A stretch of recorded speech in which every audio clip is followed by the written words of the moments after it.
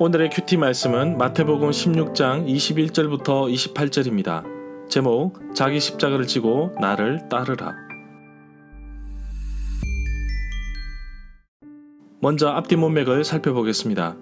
마태복음 16장에서 사두개파 사람들이 등장하면서 예수님의 적대 세력으로 나옵니다. 바리새파 사람들과 사두개파 사람들이 예수님께 나와서 하늘에서 오는 증거를 보여달라고 합니다. 예수님이 그리스도 메시아라는 사실을 믿지 못하는 종교 지도자들에게 자연적인 현상을 통해 내일의 날씨를 알겠지만 시대 증거를 구별하지 못함을 지적하셨습니다. 그리고 제자들에게 종교 지도자들의 누룩을 조심하라고 합니다. 그런데 때마침 제자들이 빵을 가져오는 것을 잊고 있었습니다. 제자들은 누룩을 빵에 대한 것이라고 생각했지만 예수님은 종교 지도자들의 잘못된 교훈을 가리키는 것이었습니다. 종교 지도자들은 예수님을 불신하지만 베드로는 예수님의 질문에 예수님을 메시아로 고백하고 하나님의 아들이심을 신앙 고백하고 있습니다. 이어서 예수님은 베드로의 본래 이름이었던 시몬을 베드로로 바꾸어 부르시면서 그 위에 교회를 세우실 것을 약속하시면서 축복하십니다. 이제 예수님은 제자들에게 예루살렘으로 가서 고난 받으실 것을 예고하십니다. 그리고 예수님을 따르는 자들에게는 자기 십자가를 지고 따를 것이라고 말씀하십니다. 그리스도를 위하여 자기 목숨을 잃는 사람은 도리어 목숨을 얻을 것이라고 하십니다.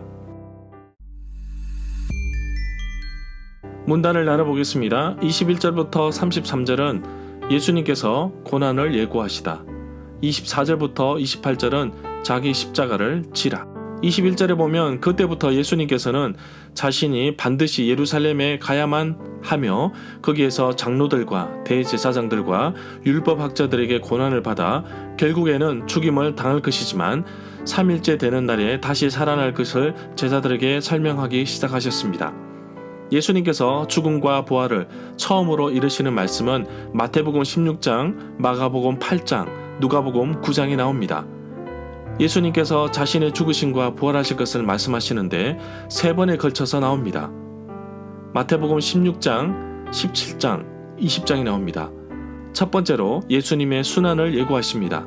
첫 번째 순환 예고는 오직 제자들에게만 하십니다. 이때로부터, 그때로부터라는 단어는 예수님께서 새로운 국면을 접어들었다는 것을 암시하고 있습니다. 이러한 표현은 마태복음 4장 17절에도 나옵니다. 22절부터 23절에 보면 그러자 베드로가 예수님을 따로 붙들어 말렸습니다. 개역 개정 성경에서는 항변하였다고 기록하고 있습니다. 방금 베드로가 신앙 고백을 했고 그 위에 교회를 세우겠다고 하였는데 예수님은 예루살렘으로 올라가서 죽을 것이라고 합니다. 그래서 베드로는 강력하게 막았던 것입니다. 그러나 예수님은 돌아서서 베드로에게 자신을 넘어지게 하는 자라고 말씀하십니다. 23절에서 베드로는 예수님을 따르는 자보다는 하나님의 뜻을 거역하고 따르기를 막는 예수님의 적대자로 묘사되고 있습니다. 예수님은 베드로의 고백을 들으시고 반석이라고 표현하시면서 칭찬하셨습니다. 그러나 23절에서는 예수님의 길을 방해하는 걸림돌이 되어버렸습니다. 24절에 보면 그때 예수님께서 제자들에게 말씀하셨습니다. 누구든지 나를 따라오려거든 자기를 부인하고 자기 십자가를 지고 나를 따라오느라. 이미 마태복음 10장 38절에서 자기 십자가를 지고 나를 따르지 않는 사람도 예수님께 합당하지 않다고 말씀하셨습니다. 마가복음 8장 34절과 누가복음 14장 27절에도 동일한 말씀이 나옵니다. 25절에 보면 누구든지 자기 목숨을 건지고자 하는 사람은 잃을 것이라고 합니다.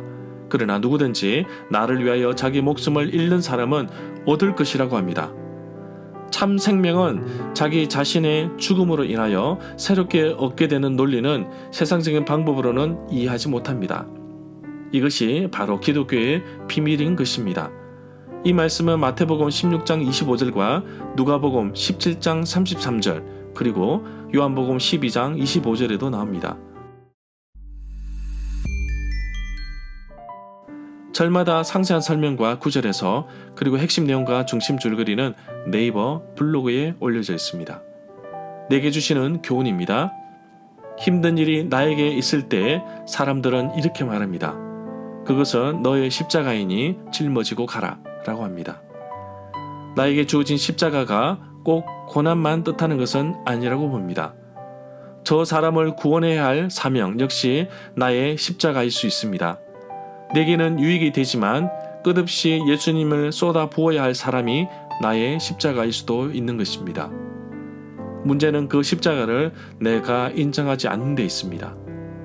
나 자신을 부정하고 오직 예수님을 인정하고 그 말씀에 따라 살아가는 것을 말한다고 봅니다.